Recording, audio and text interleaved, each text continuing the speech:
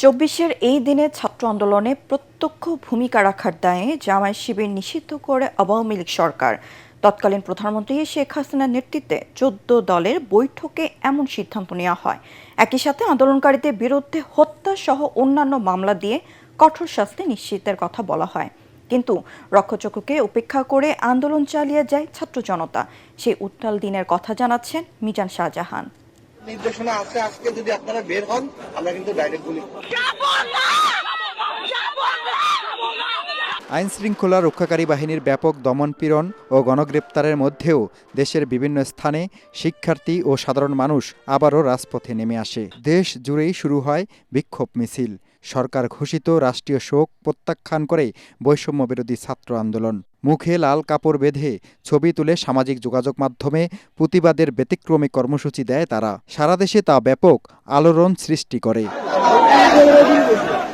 এদিন আন্দোলন দমাতে জামাত শিবিরকে নিষিদ্ধের সিদ্ধান্ত নেয় সরকার। ছাত্র জনতার অনড় অবস্থানে এসব পদক্ষেপ কোনো প্রভাব ফেলেনি। স্বৈরাচার সবসময় দমন নিপীড়নের রাজনীতি করছে। ও চাইছে যেভাবেই হোক, গণহত্যা করে হোক কিংবা যেভাবেই হোক, আমার রাজত্ব টিকিয়ে রাখতে হবে। জামায়াত ইসলামের নিবন্ধন বাতিল করছে এবং আমাদের আন্দোলনের যারা উপরে ছিল তাদেরকে ডিবিহারণ নিয়ে তাদেরকে জোরপূর্বক বিবৃতি দেওয়ার চেষ্টা করছে। আমরা এক কথাই বলেছি, হাসবুনাল্লাহ, এক আল্লাহই আমাদের জন্য যথেষ্ট, তোমরা চিন্তা করো না, আল্লাহই আমাদেরকে সাহায্য করবে। পরিস্থিতি নিয়ন্ত্রণে রাজধানী সহ সারা দেশে গ্রেপ্তার অভিযান শুরু করে আইন শৃঙ্খলা রক্ষাকারী বাহিনী। কিন্তু ৯ দফা দাবিতে অনড় অবস্থান নিয়ে আন্দোলনের কৌশল বদলাতে থাকেন সমন্বয়করা। রাজধানী থেকে সারা দেশকে বিচ্ছিন্ন করে দেওয়ার পরিকল্পনা নেন তারা।